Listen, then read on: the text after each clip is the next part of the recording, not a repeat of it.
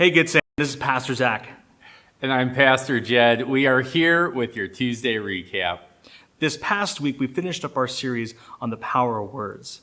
And when this week, we looked at what happens when things get heated up. Where do we look to for wisdom when things get heated up?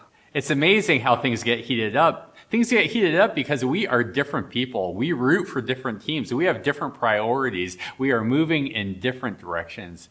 But the beautiful thing is that Jesus calls us to be united in him. On Sunday, we looked at 1 Corinthians chapter 1. We were reminded of the church. The church was going through really a tricky spot.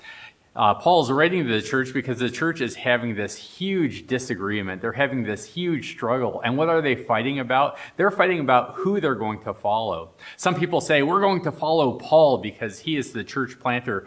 Others say, we're following Apollos because he's a better teacher. Other people say, we're following Peter because we can relate to Peter. And then other people say, we only follow Jesus.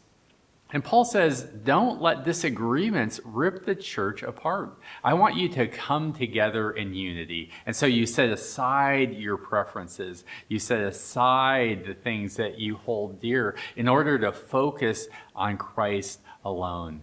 It's interesting that Paul takes the next 12 chapters to unpack how we can come together as a church and what leads us and what helps us to become more and more like God, which is love.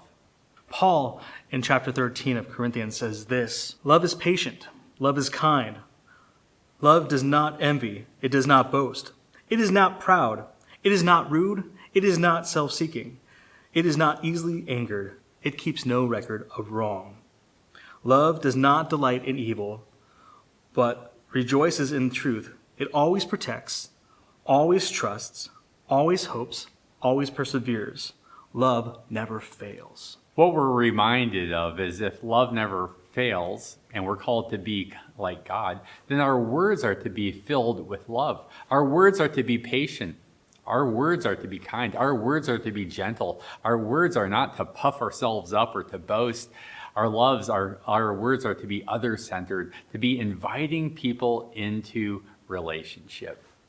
On Sunday, we're going to do something that we've never done as a church. It's called Jersey Sunday. What is a Jersey Sunday, you may ask? You wear your jersey from your favorite team, be it the 49ers, the Chiefs, maybe the Oakland Raiders, or any other sports team. Just come out and represent your team this coming Sunday. What we're reminded of is that you can have your teams, you can push hard, you can promote, you can cheer them on, but at the end of the day, we're going to take a picture and we're going to remember that Jesus is the one that holds us all together. And so I'll see you Sunday. Bring your jerseys. Blessings.